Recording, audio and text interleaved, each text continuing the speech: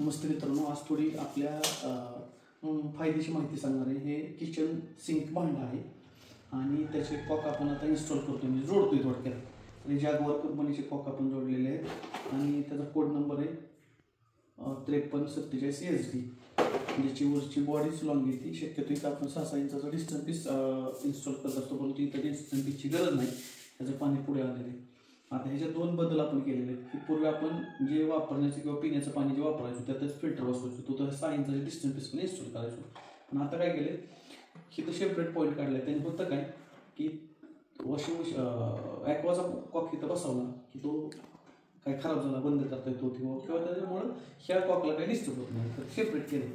त्याच्यानंतर आता महत्त्वाचं तुम्हाला सांगतो, आपण ज्यावेळेस किचन वॉटर तयार करत असतो, अगदी मी पाहिलेलं आहे की साधा किचन वॉटर कडाकाचा करतो तो लोखंडी करतो, किंवा अगदी लाखो रुपये खर्च करून दर्जेदार ग्रॅनाईट, दर्जेदार मिस्त्री, दर्जेदार वस्तू आपण करत असतो, इन्स्टॉल करत असतो. परंतु होतं काय, ज्यावेळेस ते वापरात येतं तर त्यावेळेस एक प्रश्न नक्की महिलांना उभा राहतो, तो म्हणजे मणक्याचा त्रास. आता त्याचं कारण याच्याशी संबंधित आहे. बारामतीतील एकदा हाडाच्या डॉक्टरांकडे गेलो असता, प्लंबिंगचं काम करायला सहज बोललो आणि मी एका बिल्डिंगला थांबलो. ज्यावेळेस ते कस्टमर म्हणजे पेशंटशी डॉक्टर बोलत होते त्यावेळेस त्यांना मणक्याचा त्रास होता. तर कारण काय, तर ते डॉक्टर त्यांची व्यवस्थित माहिती घेत होती की बाबा कामाची पद्धत काय, तर त्यात जाणवलं की असं वाकल्यामुळेही त्याचा त्रास जास्त होतो. तर महत्त्वाचं काय, हे जे भांडे आहेत, जनरल आपण ही किचन वाटा बनवत असतो 27-28 इंचापर्यंत लांब येतो. ह्याचा तंतोतंत सेंटर बघून भांडं बसवलं पाहिजे, किंवा ह्या भांड्याची जागा ही पुढे जास्त सोडून इकडे कमी सोडली पाहिजे. ह्याचा फायदा काय, आता ही बघा सुद्धा इथं थोडी मिस्त्री झाली, हिथं जागा सोडली 4 इंच आणि ज्या बाजूला वापर होणार आहे तिथं सोडली 7 इंच. बघा होणार आहे काय, असं झाल्याच्या नंतर ज्यावेळेस महिला वर्ग भांडी तुला असं ते वस्तू आहे आणि मला दुसरी आहे, तर भांडं तिकडे असल्यामुळे असं उभं न राहता मी असं धुतो, असं दोन्ही रोजची प्रोसेस वाकणं असं.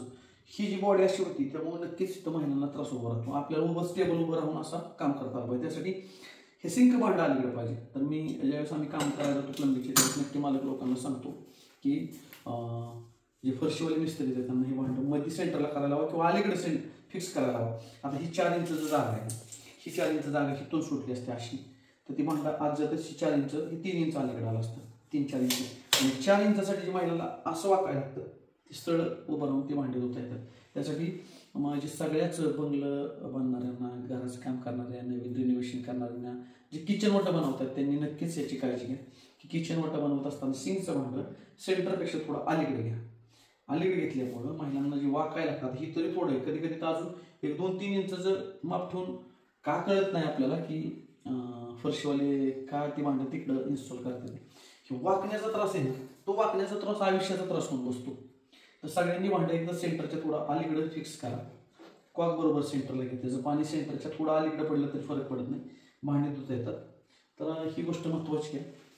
नक्कीच ऐकणाऱ्यातल्या 10 माणसांनी जरी फायद्यात बदल केला तर नक्कीच आपल्या घरातील महिलांना होणाऱ्या त्रासापासून मुक्तता होऊ शकते. धन्यवाद.